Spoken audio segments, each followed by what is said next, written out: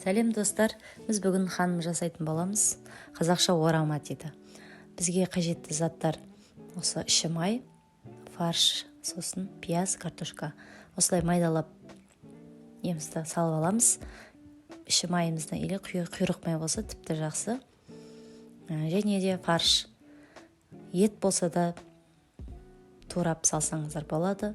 Сосын пиязымызды тураймыз. Майдалап осылай турап аламыз.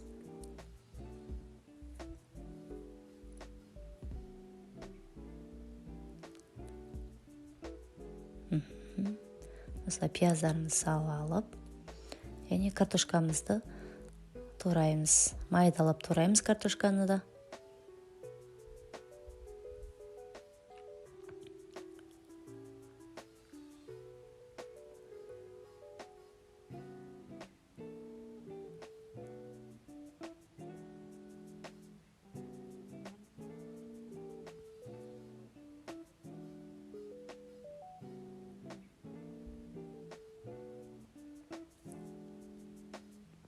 Енді дәміне қарап тұз саламыз.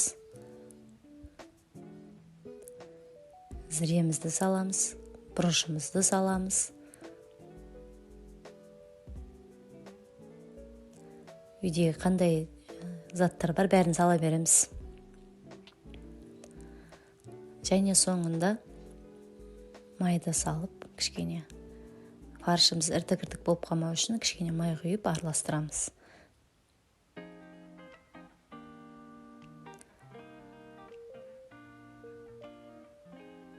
Енді дайын болған мантаваркамыздың астын майлаймыз. Ең төменгі несін газге қойып, суға қоямыз. Мен қамырды осылай өзім жасадым, тек қана сумен, тұзбен.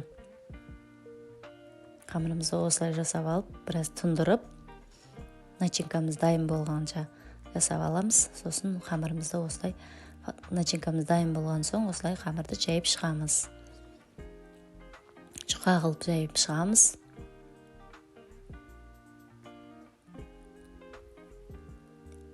Сосын осылай майымызды жағып, барлық жеріне май жағып шығамыз. Осылай начинкамызды саламыз. Жұқа қылып саламыз орамамызға.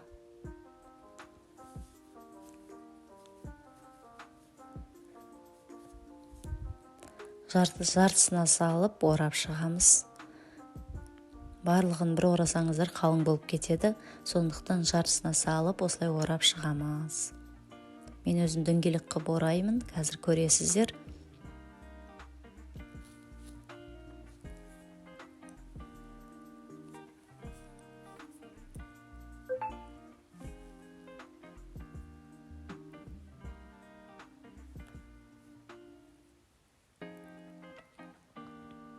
Міне осылай орап, жаңағы дастарханның шетімен көтер жерсеңіздер кішкене әдемі болып оралады.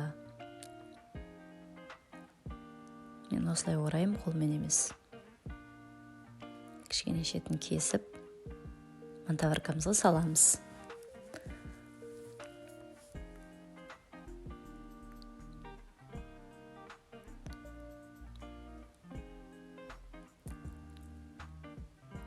Енді подливын дайындайтын боламыз. Қызып тұрған табаға азғантай май құямыз.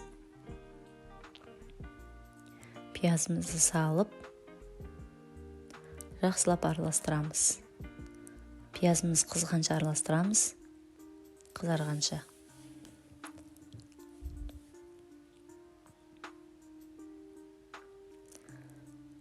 Міне қызарды. Енді әркім әрқалай, мен өзім икра салдым және томат салдым.